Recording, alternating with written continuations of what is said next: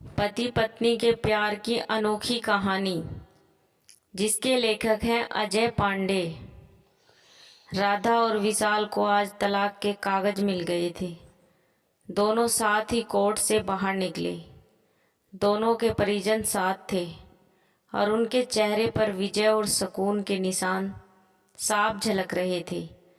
4 साल की लंबी लड़ाई के बाद आज फैसला हो गया था। 10 साल हो गए थे शादी को, मगर साथ में 6 साल ही रह पाए थे। 4-7 साल तो तलाक की कार्रवाई में लग गए।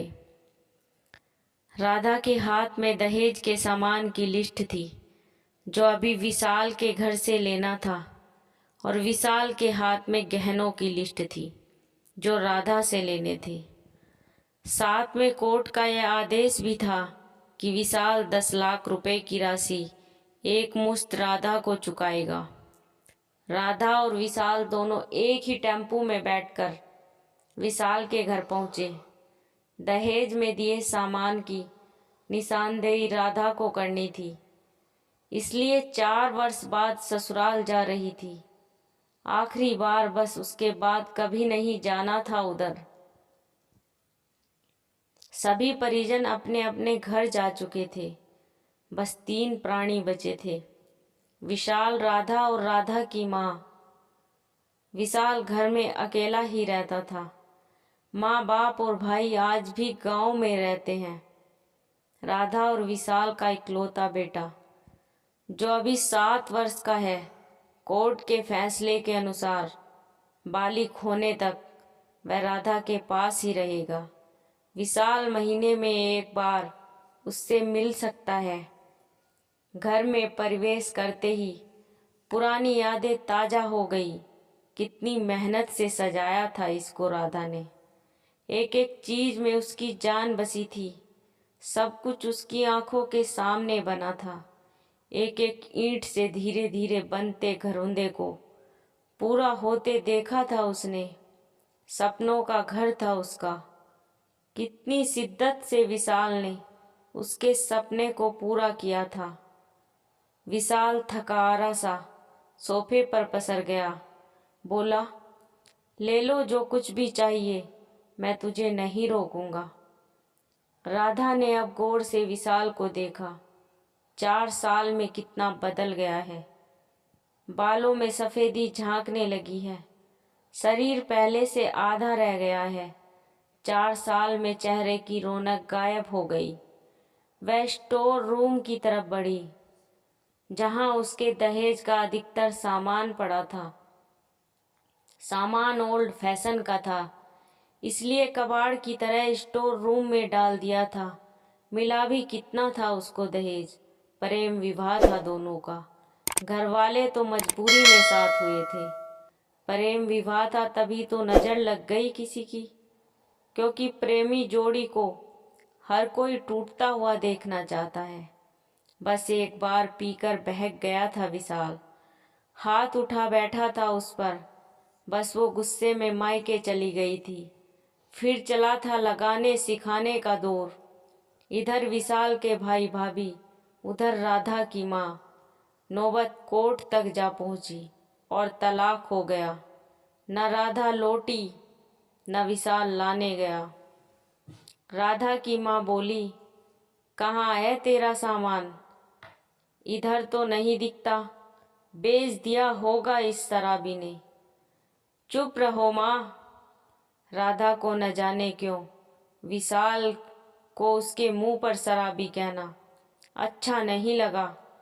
फिर स्टोर रूम में पड़े सामान को एक एक करके लिस्ट में मिलाया गया। बाकी कमरों से भी लिस्ट का सामान उठा लिया गया। राधा ने सिर्फ अपना सामान लिया, विशाल के सामान को छुआ भी नहीं। फिर राधा ने विशाल को गहनों से भरा बैग पकड़ा दिया। विशाल ने बैग वापस राधा को दे दिया। रख लो, मुझे नहीं चाहिए, काम आएगा तेरे मुसीबत में। गहनों की कीमत 15 लाख से कम नहीं थी। क्यों? कोर्ट में तो तुम्हारा वकील कितनी दफ़ा गहने गहने चिल्ला रहा था। कोर्ट की बात कोर्ट में ख़त्म हो गई राधा। वहाँ तो मुझे भी दुनिया का सबसे बुरा जानवर और शराबी साबित किया गया है। सुनकर राधा की माँ ने नाक भौं चढ़ाई। नहीं चाहिए, वो 10 लाख भी नहीं चाहिए। क्यों? कहकर विशाल सोफे से खड़ा हो गया। बस यूं ही। राधा ने मुंह फेर लिया। इतनी बड़ी जिंदगी पड़ी है, कैसे काटोगी? ले जाओ, काम आएंगे। इतना कहकर विशाल ने भी मुंह फेर लिया और दूसरे कमरे में चला गया। शायद आंखों में कुछ उमड़ा होगा जिसे छुपाना जरूरी था। राधा की माताजी गाड़ी वाले को फ़ोन करने में व्यस्त थी। राधा को मौका मिल गया। वो विशाल के पीछे उस कमरे में चली गई। वो रो रहा था, अजीब सा मुंह बनाकर, जैसे भीतर के सैलाब को दबाने की जद्दोजहद कर रहा हो। राधा ने उसे कभी रोते नहीं देखा था। आज पहली बार देखा। न जाने क्यों दिल को कुछ सुकून सा मिला, मगर ज़्यादा भावुक नहीं हुई। संदेह अंदाज में बोली, इतनी फिक्र थी तो क्यों दिया तलाक? मैंने नहीं, तलाक तुमने दिया।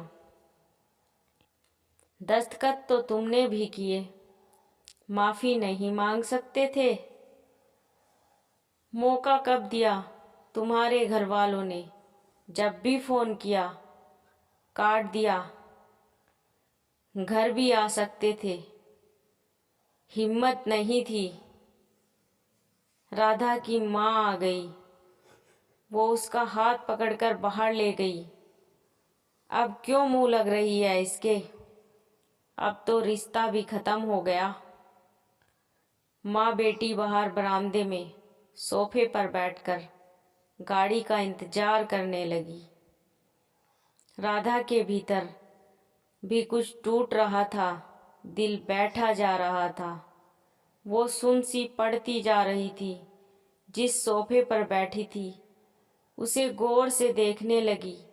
कैसे कैसे बचत करके उसने और विशाल ने वो सोफ़ा खरीदा था। पूरी शहर में घूमी, तब यह पसंद आया था। फिर उसकी नज़र सामने तुलसी के सूखे पौधे पर गई। कितनी शिद्दत से देखभाल किया करती थी। उसके साथ तुलसी भी घर छोड़ गई। घबराहट और बढ़ी तो वह फिर से उठकर भीतर चली गई। माँ ने पीछे से पुकारा, मगर उसने अनसुना कर दिया। विशाल बेड पर उल्टे मुंह पड़ा था। एक बार तो उसे दया आई उस पर, मगर वह जानती थी कि अब तो सब कुछ खत्म हो चुका है, इसलिए उसे भावुक नहीं होना है। उसने सरसरी नज़र से कमरे को देखा। अस्वस्थ हो गया पूरा कमरा। कहीं कहीं तो मकड़ी के जाले झूल रहे थे। कितने सुनहरे दिन थे वो। इतने में माँ फिर आ गई। हाथ पकड़कर फिर उसे बाहर ले गई। बाहर गाड़ी आ गई थी। सामान गाड़ी में डाला जा रहा था। राधा सुन सी बैठी थी। विशाल गाड़ी की आवाज़ सुनकर बाहर आ गया। अचानक विशाल कान पकड़कर घुटनों के बल बैठ गया। बोला, मत जाओ, माफ़ कर दो प्लीज़। शायद यही वो शब्द थे जिन्हें सुनने के लिए 4 साल से तड़प रही थी। सब्र के सारे बांध एक साथ टूट गए। राधा ने कोर्ट के फैसले का कागज़ निकाला और फाड़ दिया, और माँ कुछ कहती उससे पहले ही लिपट गई विशाल से। साथ में दोनों बुरी तरह रोते जा रहे थे। दूर खड़ी राधा की माँ समझ गई कि कोर्ट के आदेश दिलों के सामने कागज़ से ज़्यादा कुछ नहीं। काश उनको पहले मिलने दिया होता। उसी रिश्ते की उम्र लंबी होती है जहाँ लोग एक दूसरे को समझते हैं, परखते नहीं। आपको यह कहानी कैसी लगी हमें कमेंट करके ज़रूर बताएं। ऐसी ही वीडियो देखने के लिए हमारे चैनल को सब्सक्राइब करना ना भूलें। धन्यवाद। जय हिंद।